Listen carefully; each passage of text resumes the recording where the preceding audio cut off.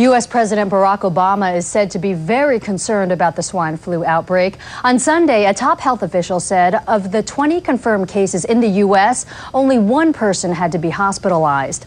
America's Homeland Security Secretary says the situation merits a new level of involvement by the federal government. So why are governments and health officials so concerned? It's because researchers know very little about this virus. Scientists say they've never seen anything like it because it combines avian flu and human flu with a strain of swine flu in a whole new way. Officials say the new virus mutated from an older one. Such changes can make it harder for a person's immune system to fight this new threat. The strain has shown resistance to some antiviral drugs, so officials aren't exactly sure whether countermeasures like Tamiflu will work. Swine flu has given the global community a scare, but there are ways to stay safe. Carl Azuz tells us what are the do's and don'ts about this virus. It started in pigs, though you cannot get it from eating pork.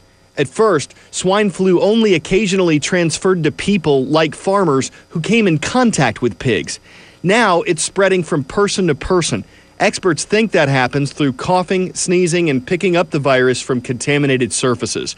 And though it can be deadly, many of the Americans who've gotten swine flu are expected to make a full recovery. The symptoms here are the same as for the regular flu: fever, sore throat, achiness, chills, exhaustion, possibly vomiting and diarrhea. If prescribed within a couple days of the first symptoms, antiviral drugs work especially well against the disease. In the meantime, it's clear there are things people can do to reduce the likelihood they'll get infected. Frequent hand washing is one of the most important things people can do. And if people are sick, stay home. Don't travel. The Centers for Disease Control recommends that if you do, cover up with a clean tissue when you cough or sneeze. Keep your hands clean, as you heard, and avoid touching your eyes, nose, or mouth to keep germs from spreading. In addition, Mexican authorities are telling people to avoid large crowds, keep their distance from others, and to avoid kissing. Carl Azuz, CNN, Atlanta. Swine flu viruses do not normally infect humans, but it does happen. In 1988, an apparent swine flu outbreak led to multiple human infections in the U.S., but officials found no sign of the virus being passed from human to human. That same year, a healthy 32-year-old pregnant woman died of pneumonia just days after she visited a county fair exhibit where several pigs were suffering from flu-like illness. Healthcare personnel who treated the patient later showed signs of infection as well.